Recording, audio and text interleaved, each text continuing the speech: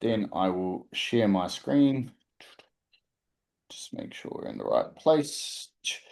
Yeah, beautiful. Today I'm going to present on becoming a barbell specialist.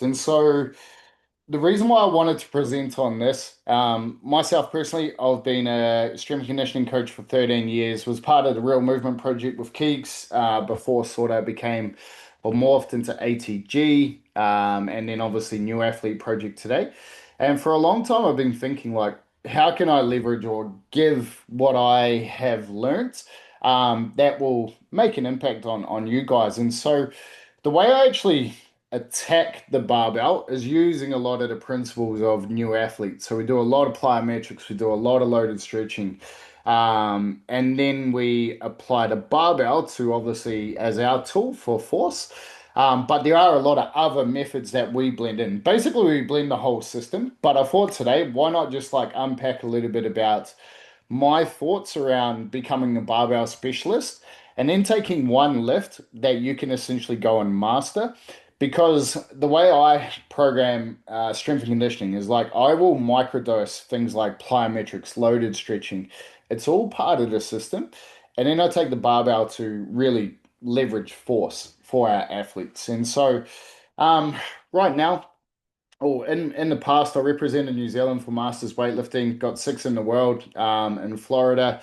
My best snatch was 115, best clean was 140, best jerk was about 145, best back squat's about 220. I'm about 89 kilos at the moment. My deadlift's about the same, it's pretty poor.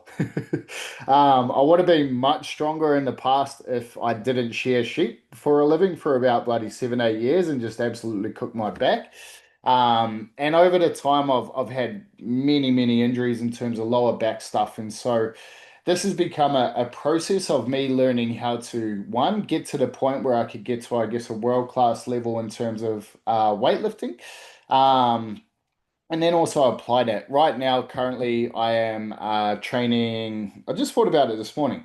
A lady who's got an all-time world record in powerlifting. She has a 500 kilo total or something at like 60 kilos. Another guy who's a masters athlete. He's basically wanting to become the English champion. Got a weightlifting world champion I'm coaching right now in the Masters, and then another 60-year-old Masters athlete who's going to the World Champs this year as well. Plus, I coach a heap of, NRL W and AFLW plus rugby and all of that sort of sports as well. Um, yeah, today I'm going to coach on or go through becoming a barbell specialist. And I hope you'll find this quite interesting as it's something that I've wanted to talk about for a long time. And I think there's a lot of application in terms of, becoming a master of one lift. And I think the barbell gets a bad name, mostly because people haven't mastered the technique or the understanding or just the deep learning around, what it takes to master a barbell. And so today's presentation is mastery through focus, strength through understanding. It's not necessarily about intensity, it's just about attention applied over a short to medium term of um, time, which is cool. Let's see if I can do this. So why most lifters never master a lift? Okay, we have constant variation, we have shallow exposure, we're always restarting, and we're never staying long enough to learn. Okay, and so something like a back squat, it can be a loaded stretch. It can be something that develops, elite jumping or sprint power. It can be something that becomes a tool to bulletproof your body. There's just so many applications that you can use to make that one tool give you many different responses. And so when you truly master anything, whether it's a gymnastics movement, whether it's a barbell movement, whether it's anything in general, you'll find that with that constant exposure, you get so many lessons, so many lessons. And this is why I truly believe that, if you stay long enough in this, what won't happen is you won't dig 20 shallow holes and you'll master one. You'll dig one well and it'll never ever run out of water. Okay. So you'll basically keep working on something until it gives you returns forever. Strength isn't missing, understanding is. So strength is a skill before it is an output. Movement is learned, positions are owned, load is expressed, and it works in those in that order. And over the time, I've quite often found that movement and positions are a big factor why barbells hurt people. Okay, is like it's why people who are gymnasts or have a really broad athletic base tend to take up something like weightlifting and get results really quick because they understand how to move their body. When you do this well, load is expressed and it allows you to really express force in one of its truest forms. And so specialization isn't about being advanced, it's about deeply learning instead of broadly learning. Okay. So specialization as a deep practice. What we can do with this is narrow the target. So say for example, we want to improve the squat, the clean, the snatch, bench press, overhead press, anything you want. We can like single leg strength, single arm strength, gymnastics movements. If we narrow the target and we increase exposure, we reduce all the noise and we accelerate learning. And ultimately, no matter what skill it is, that's what we want to do is we want to accelerate our learning so that we can become a master very, very quickly. A camera lens doesn't get clearer by zooming everywhere. It gets clearer by focusing in or zooming in. We often have to zoom out as well, but when we zoom in and get focus, we can go into the details of things. So the laws of specialization, and this is something that is really important when you build out a specialization program. So right now, I have a guy, he's 45, and we're running a bench press specialization program. And he's got a goal to peak for one competition in about 5 more weeks from now.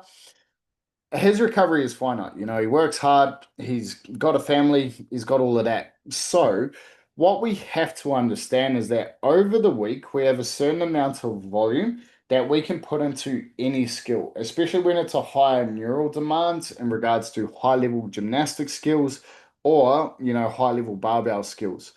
So, that's why maximum recovery volume exists. And also, as you get to understand your athletes a lot longer, you'll be able to find that for them as well. Progress requires priority. Okay, if we're going to spread our maximum recoverable volume over many different skill sets, we will find that our progress is much slower over time. Okay, it's going to be you'll get a broader approach, but you're not going to get this rapid progress on one specific priority and task. The cool thing about this is if you do it well, you can put everything else on maintenance. You can specialize for a period of time. And over the course of the year, you could do this for 4 or 5 different lifts, skills, whatever it is. And you can get huge amounts of progress, especially if you've been lifting or training for a while. Running a specialization phase can be something that can give you huge returns really well, while everything else still stays where it is. Um, what volume looks like over a week. So total weekly volume stays similar or lower. So let's say, for example, as you have, somewhere between 30 to 40 sets. Okay, it's a lot of sets throughout the week to be spread across, gymnastic skills, barbell skills, plyometrics, all of that sort of stuff. If you find that you narrow that down to something like 20 to 40 sets of just squatting, you're going to put all of your recoverable resources into mastering that one skill, and that one skill is going to go up very fast.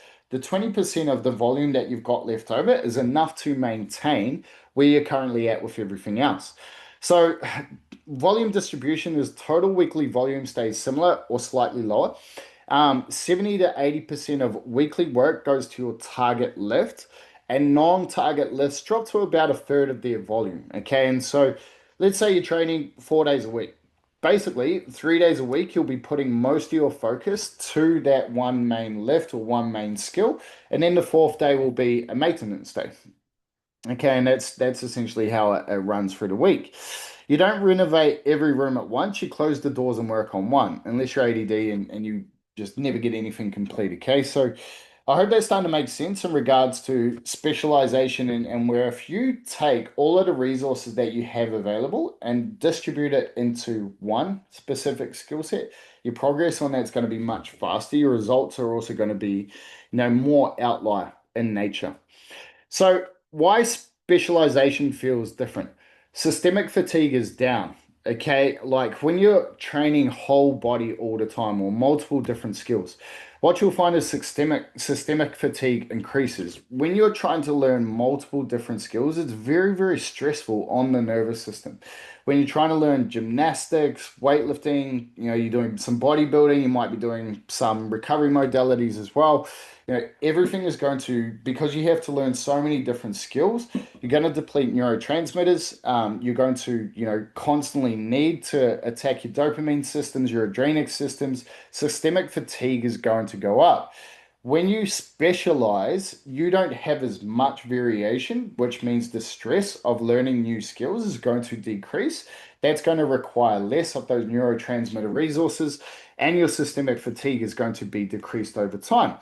Local fatigue does come a bit high. Anyone who's done something like a squat every day type program, you'll find that your legs do get pretty fatigued. Okay. But that is why when you're ramping your volume, you generally start on the lower side and you creep it up. Generally, you'll find for the first couple of weeks you might be a bit more sore or a bit more fatigued, but you catch up pretty quick because all of that recoverable, those recovery assets are driving into that one area, and your capacity for that goes up. You also need precision. Okay, what it isn't is just like squatting more and more and more and more and more. It's being precise with your volume ramping, your methods that you use, and also the approach that you take to every single set. Obviously, if you are specializing in something and you're doing more of the same thing, if you're doing more of something the wrong way or something that's not as good as it could be, you're just going to layer more and more bad on top of bad. But you're doing that anyway. You're just getting a faster response and faster feedback on why that lift or skill is not as efficient as it could be. So basically, you're not tired everywhere.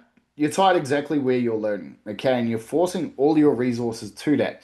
This is why technique, tissue care, and restraint matter here. This is why I believe the new athlete methods, all the systems that have been built into new athlete, ATG, real movement over the years have allowed myself as a nearly 40-year-old to stay in not only one piece, but feel fucking good, and it's where this stuff, in terms of if we were to apply this to a strength and power world, which is more the traditional barbell type work, when you apply the methods of new athlete, you are able to have, better skill acquisition because you've built the skill set to acquire skills faster.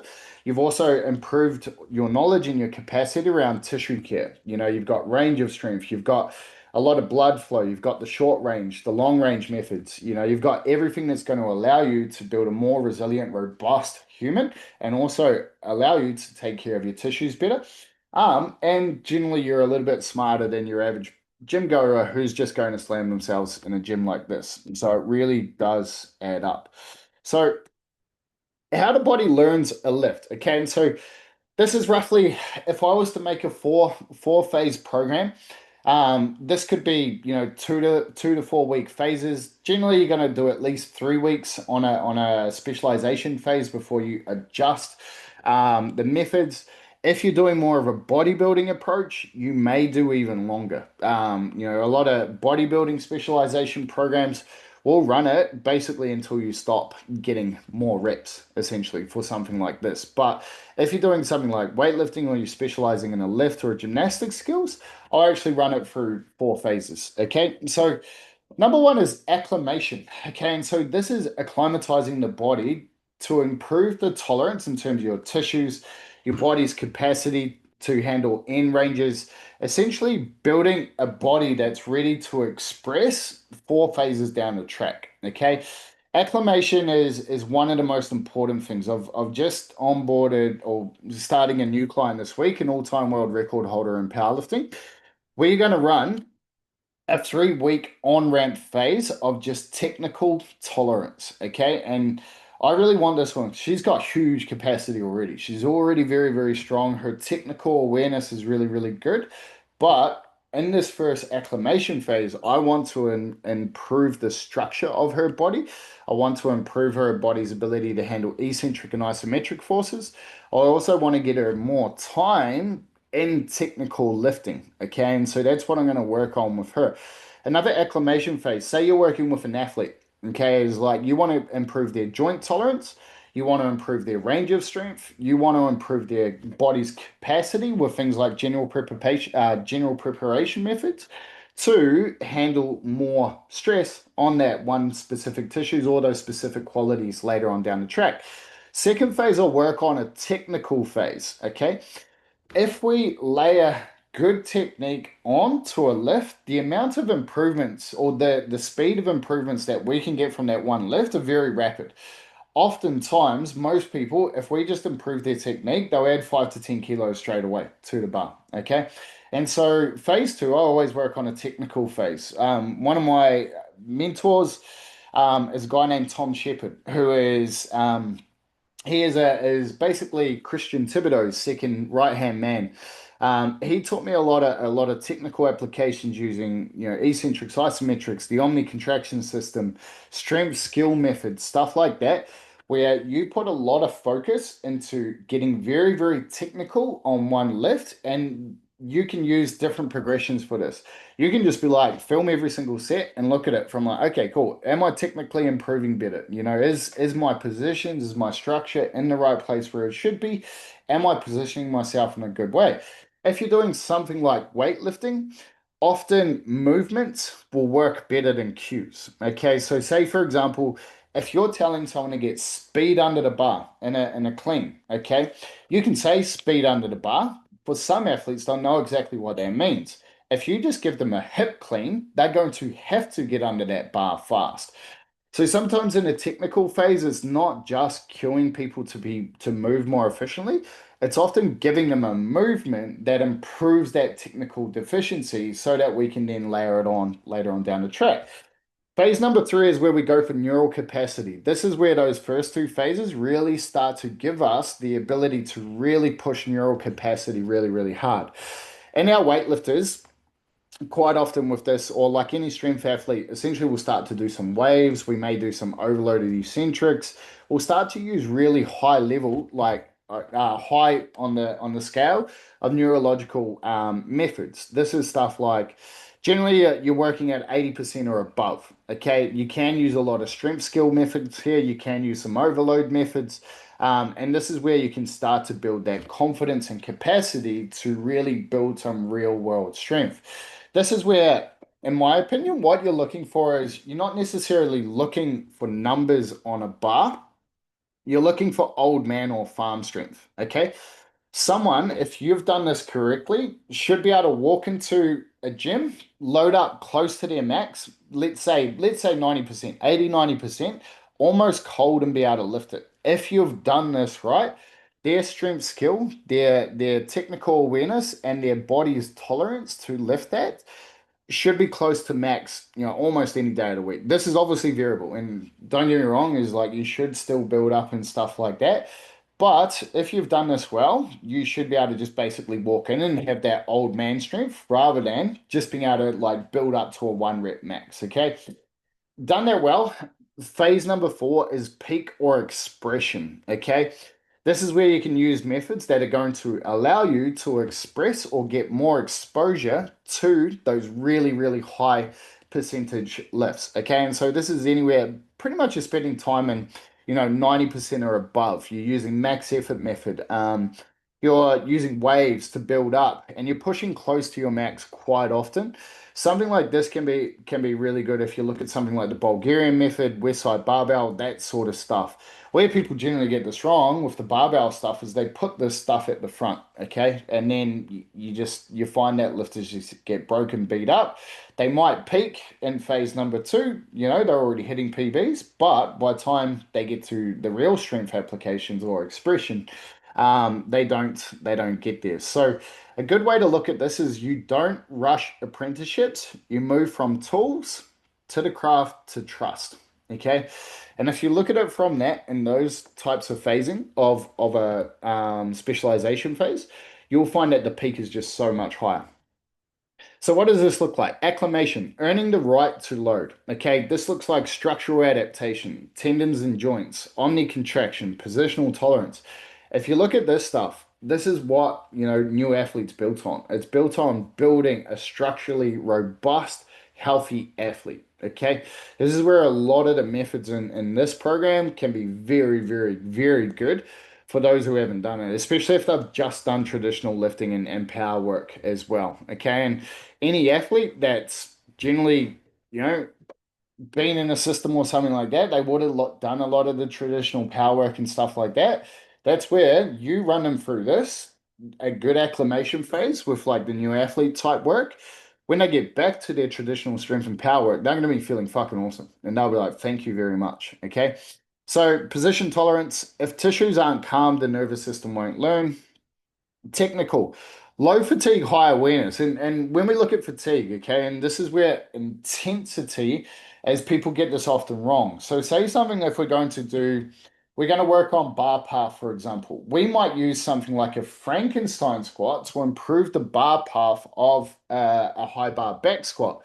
Now, a high bar back squat with something like 90% on the bar is going to have a lot of intensity. It's going to take a lot of work to actually move that bar. A Frankenstein squat with a quarter of that may feel really, really difficult. That's intensivity. This stuff still feels hard. We're not talking about easy work here, and this is where I believe a lot of the strength world has gone wrong, is like they've moved away from actually working hard. So it's not necessarily that we are using methods that are easy or feel easy. They're still going to feel hard, but they're not as neurologically demanding. They are neurologically demanding in terms of skill acquisition, but you're not pushing those high percentages. Okay, generally you're using methods here that are going to fix bar path positions, timing, and control. Okay. You don't learn handwriting while you're sprinting. Okay, we want to make sure our movement and technical capacity here is very, very good. Then we go to neural capacity. Okay, so strength as a skill. Okay, so heavier loads, clean reps, ideally no grinding reps. Okay, so I did a lot of work with Travis Mash, and he's one of the USA Olympic weightlifting coaches, one of the strongest people of all time.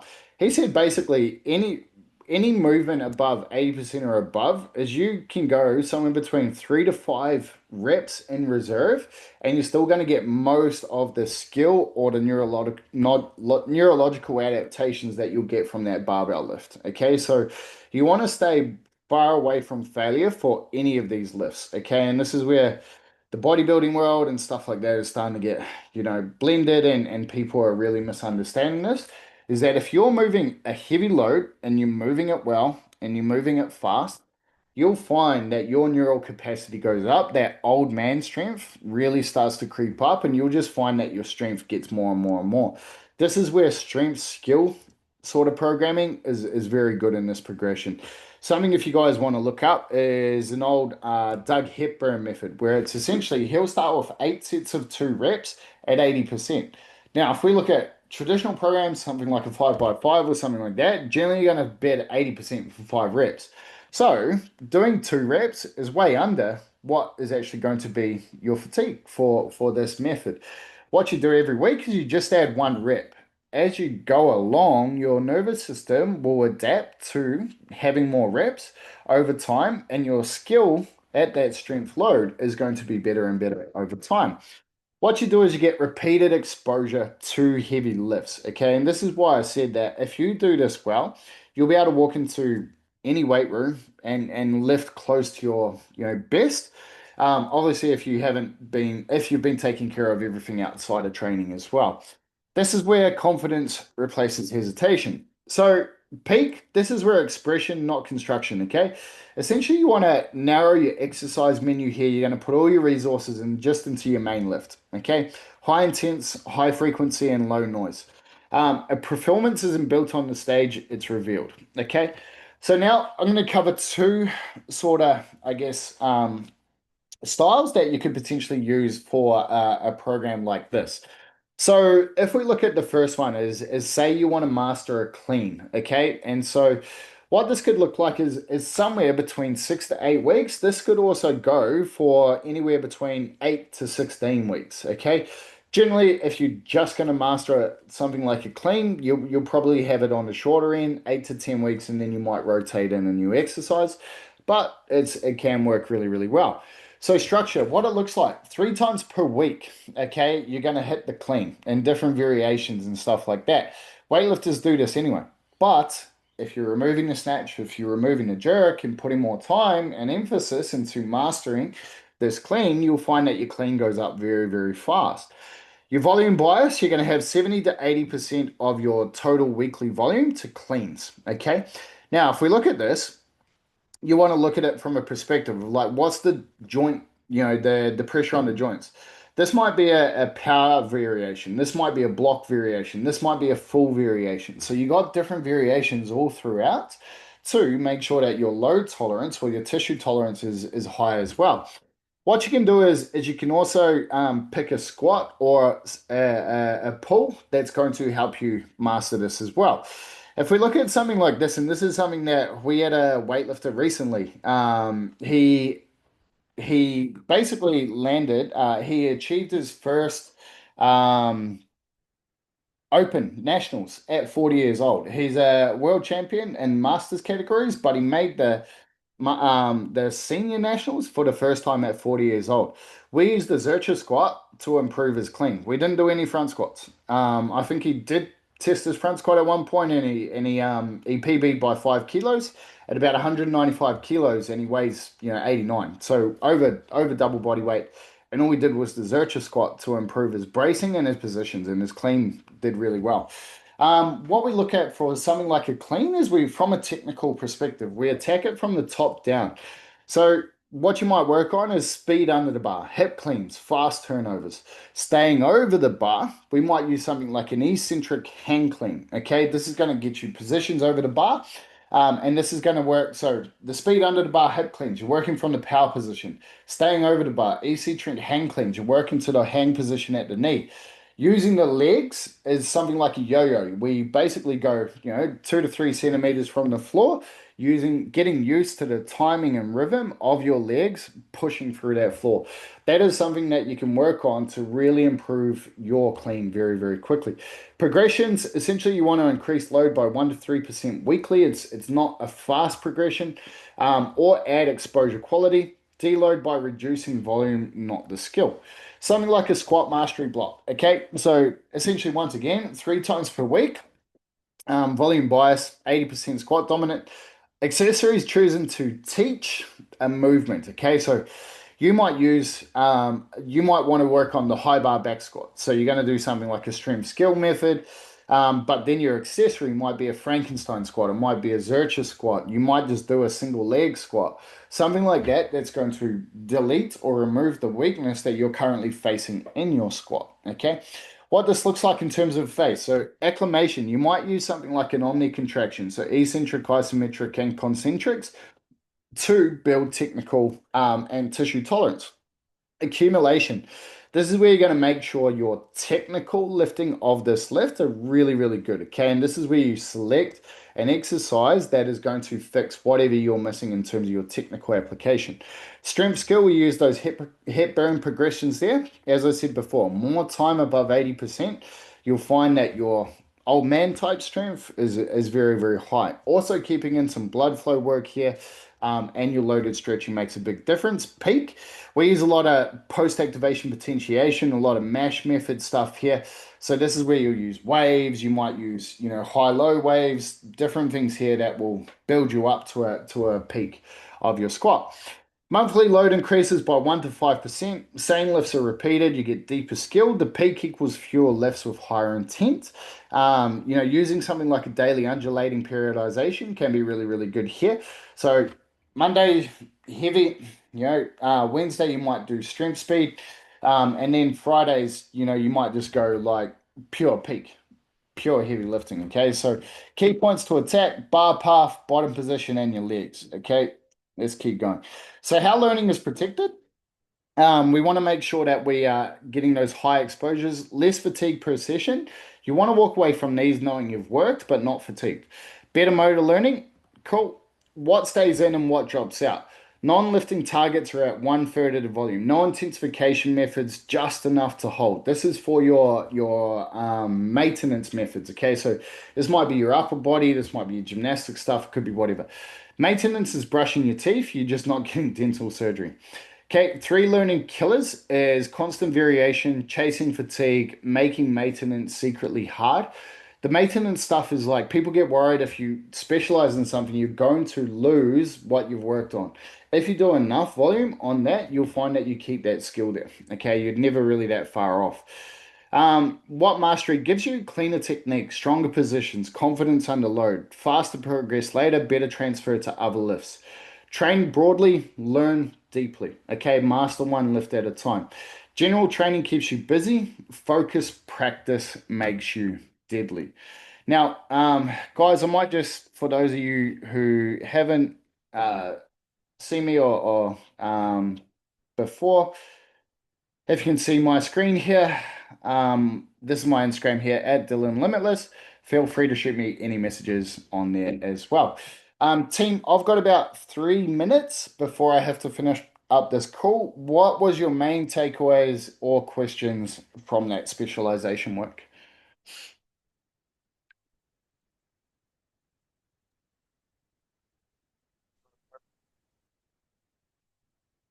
Can't hear you, man.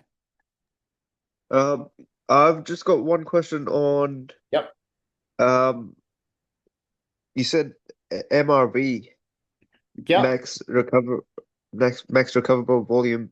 yep. How do you go about finding or being able to tell what that is for a person? Yeah, so start generally low, man. So let's say, for example, if right now, if you're doing four exercises and you're doing 3 to 4 working sets per day, that would mean you got roughly about somewhere between 12 to 16 sets per day of work, you know? So over the week, you might have somewhere between 40 to 80 sets that you can work, or let's say 40 to 60 sets that you can work with on the higher end. So generally what you might start with, man, is like each day you're gonna start off with like 3 sets of back squat, then you go 3 sets of say a Zercher squat as your accessory lift. Then you might do 1 to 2 sets of say a single leg exercise and you repeat that over the week. And so generally if you know throughout the week, like this is how many sets I'm already doing, you just transition that to only to squat or only to clean so that you're getting more practice. Cool? Yep. Make sense? Yeah, okay. Yeah, yeah, Yeah, yeah. And then all you do over time is like generally start low and you might increase 1 set per week type thing. Yeah. yeah, okay. Yeah, yeah, yeah. Yeah. Cool. Fast question, Dylan. Yep. So like, how do you split like your list? So let's say you want to focus on the clean right now. Yep. So what do you do like about your snatch? Uh, That would like you do be, like 80%, 80/20, like how much yep. like you do the other list? So you could either do, snatch as essentially like a warm-up or a primer in your sessions with your clean, or you could just have a snatch and a jerk day on the fourth day, where it's like the 3 days are dedicated to the clean, then on the fourth day you still get in your snatch and your jerks. Cool. Like mostly for maintenance, like for maintenance of the weight. Exactly. Yeah, exactly. Yeah, yeah. So you might just do like 3 days a week is going to be your clean. Then on, say, Saturday, you'll do it just that'll be just a day dedicated to snatches. Yep. And so, say throughout the week with your clean too, you may have a jerk progression in there too. So, say for example, on Monday, you might do a strict press. On Wednesday, you might do a push press. And then on Friday, you might do an actual jerk. And so like those, you might just do, 2 to 3 sets max, but it's enough to keep the strength and the skill of the jerk as well. Yeah, cool. Something to think about, guys.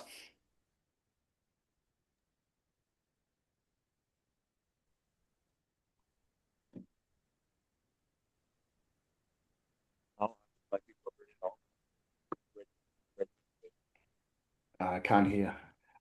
Guys, I do have to jump off. But if you have any questions, shoot them through to me either on the Telegram groups or on Instagram, and I'll be happy to help you out.